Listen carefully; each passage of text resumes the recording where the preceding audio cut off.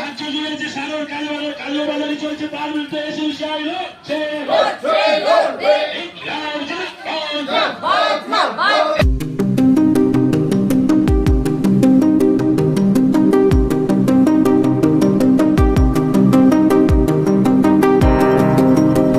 কাকদ্বীপ মহকুমা শহরে এসইউসিআই কমিউনিস্ট দলের বিক্ষোভ।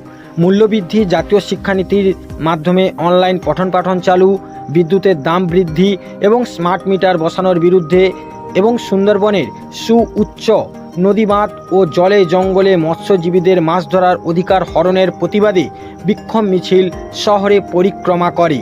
এই বিক্ষোভ মিছিলে নেতৃত্ব দেওয়া এবং বক্তব্য রাখেন দলের কাকদ্বীপ সাংগঠনিক জেলা সম্পাদক কমরেড সুজিত পাত্র। কাকদ্বীপ থেকে নিউ আর বাংলার রিপোর্ট।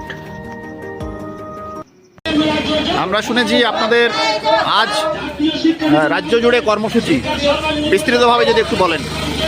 কেন্দ্রীয় এবং রাজ্য সরকারের জনবিরোধী নীতির প্রতিবাদে ধারাবাহিকভাবে এসইউসিআই কমিউনিস্ট দলের পক্ষ থেকে আমরা আন্দোলন করে চলেছি। আপনারা জানেন, এর আগে বিধানসভার সামনে বিক্ষোভ দেখাতে গিয়ে কি নির্মম অত্যাচার, পুলিশি অত্যাচার নেমে এসেছিল আমাদের কর্মীদের উপর। তারপরেও আমাদের আন্দোলন চলছে ধারাবাহিকভাবে। আজ মহকুমা বিক্ষোভ চলছে গোটা রাজ্যের সমস্ত মহকুমা দপ্তর, মহকুমা শহরে। তারই অঙ্গ হিসাবে আজকের কাকদ্বীপ শহরে আমাদের এই মিছিল চলছে, বিক্ষোভ কর্মসূচি চলছে। যেভাবে স্মার্ট মিটার বসিয়ে আজকে সাধারণ মানুষকে বিদ্যুতের ব্যবহার কার্যত বন্ধ করার মতো করে মোবাইলের সিস্টেমটাই আনতে চাইছে। টাকা না থাকলে মানুষ বিদ্যুৎ পাবে না, এইরকমই আনছে। তার পাশাপাশি জিনিসপত্রের দাম বাড়ছে, আপনারা দেখছেন। আমরা এসইউসিআই কমিউনিস্ট দলের পক্ষ থেকে আন্দোলন গড়ে তুলেছি জাতীয় শিক্ষানীতি 2020, যার মাধ্যমে আজকের অনলাইন শিক্ষা ব্যবস্থা চালু করে কার্যত বড় লোকেদের জন্য শিক্ষা চালু করতে চাইছে। একই রকমভাবে এই আন্দোলন চলছে সুউচ্চ নদীবাঁধ তৈরি করার দাবিতে আন্দোলন চলছে। আজ জলে জঙ্গলে এই সুন্দরবনের মানুষরা যে মাছ কাঁকড়া ধরতে পারত, তার অধিকার যে হরণ করা হচ্ছে, তার প্রতিবাদে আন্দোলন চলছে। এই আন্দোলন চলবে 6ই মার্চ।